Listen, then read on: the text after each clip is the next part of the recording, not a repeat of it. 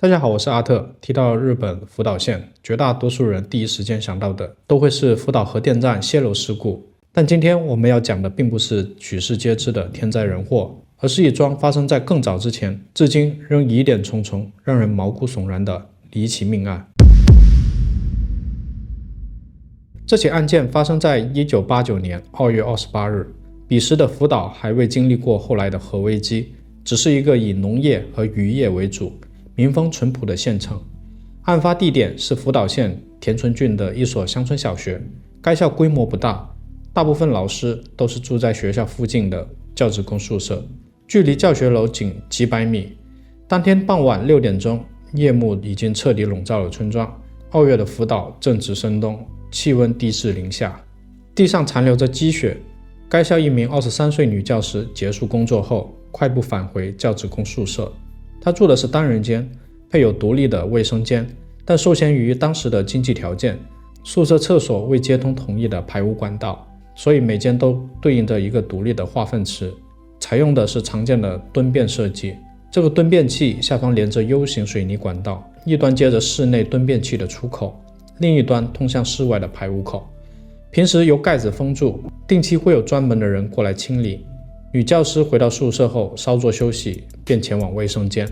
上完厕所，她低头时隐约看到蹲便器洞口有异物，仔细一看，像是一只鞋子，一股寒意瞬间从后背直冒。为弄清状况，女教师强压恐惧走到室外，找到对应自己卫生间的排污口，小心翼翼地打开盖子。这一眼让她彻底陷入极度恐慌。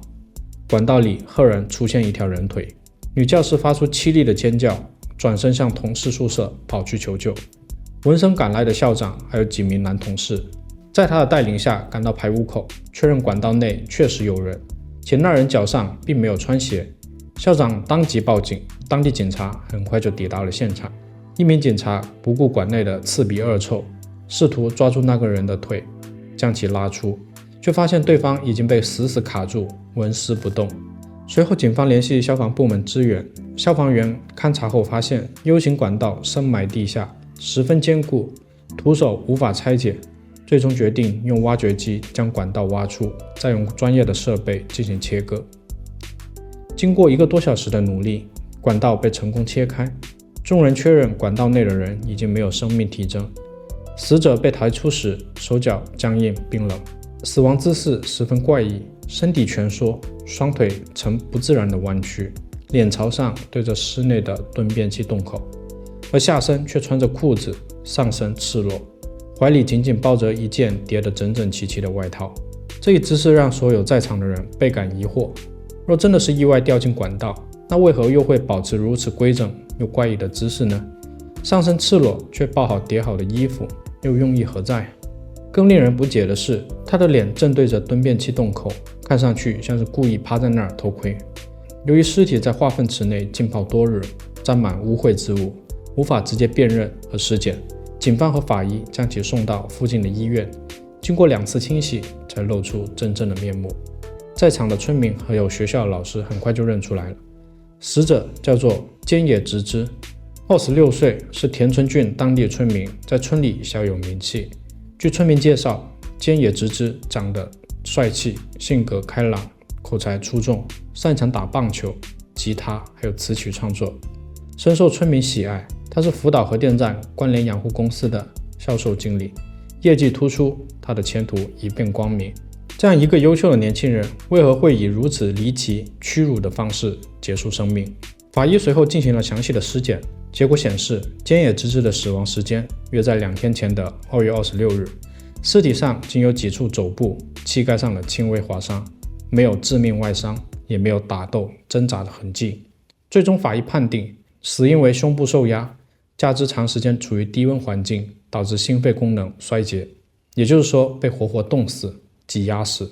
警方结合现场勘查和简单的村民问询，未发现他杀痕迹和有证据，便很快就结案，给出的结论是菅野直之企图偷窥女教师上厕所，不小心掉进化粪池管道，最终意外身亡。然而这一结论遭到菅野直之父亲和有当地村民的强烈反对，在他们眼中，菅野直之品行端正，乐于助人，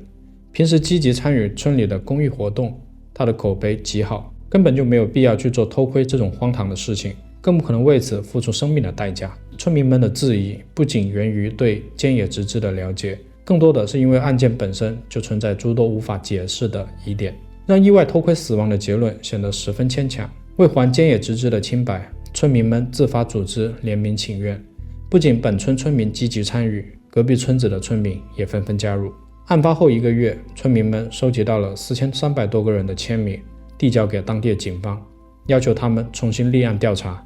要知道，田村郡总人口只有3800人，签名人数远远超过总人口，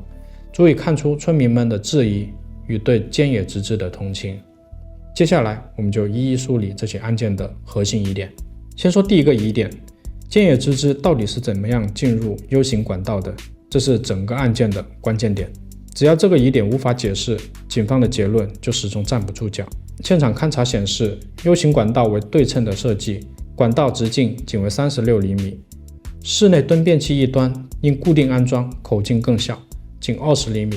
成年人根本无法通过，因此唯一的入口只有室外直径36厘米的排污口。菅野直之身高约170公分，属于普通日本男性的身高。根据当时日本经济产业省的数据，25至29岁日本男性平均的肩宽为 40.4 厘米，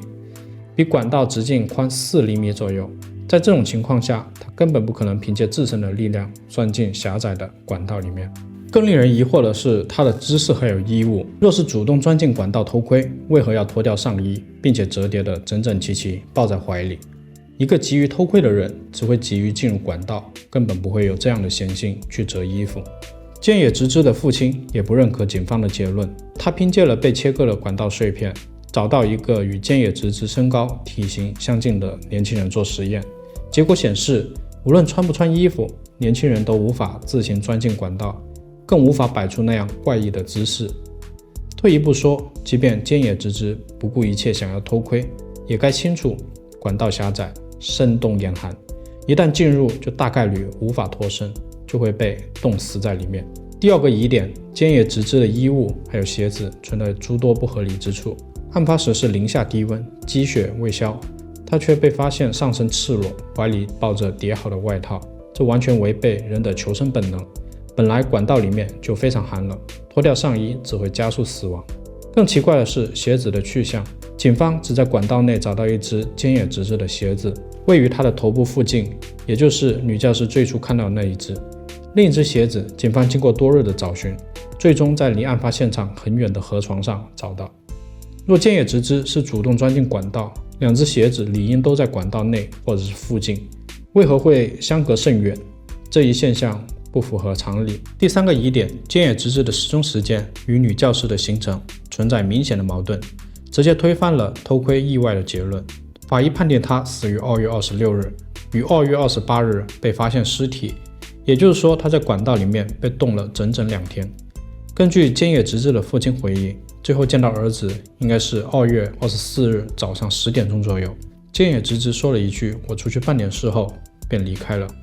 从此就再也没有人见过他。而女教师在2月24日至27日期间，因为家中有事，向学校请假回了老家，这段时间根本就不在教职工宿舍。值得注意的是，菅野直之、女教师的男朋友这3个人关系非常密切，彼此都十分了解对方的作息还有行程。他必然知道女教师要2月28日才会回到学校，若他真的为了偷窥，那为何要在2月24日就提前钻进管道里面，冒着严寒在里面待4天呢？这一推论太过于牵强，根本就没有办法让人相信。而第4个疑点，菅野直之的车辆留下了不符合常理的痕迹。警方在教职工宿舍的附近的停车场发现了他的汽车，令人奇怪的是，车钥匙还插在点火开关上，车门也没有锁，车窗也没有关，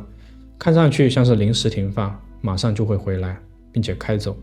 菅野直之作为销售经理，常年开车外出办事，他不可能不知道停车后把钥匙锁车门的基本常识。即便是当地民风淳朴，也并非没有小偷，他如此放置汽车，无疑是将车辆拱手让人。唯一合理的解释是，菅野直之停车之后，打算去附近办一件紧急事务，且认为事情很快就能办完，所以就没有拔钥匙，也没有锁车门。可他最终再也没有回来，死在了附近的管道里面。第5个疑点，女教师的证词还有行为存在可疑之处。根据她的说法，当时上完厕所，下意识的低头，就看到了管道内的鞋子。但有人质疑，傍晚6点多已经天黑，宿舍厕所灯光昏暗，蹲便器管道非常深，光线无法照射到底部，她怎么就能清晰的看到管道内有一只鞋子呢？此外，女教师的行为也非常不符合常理。发现管道内有异物，疑似鞋子后，她没有第一时间报警或者是找同事帮忙，反而独自一人跑到室外，打开了排污口的管子。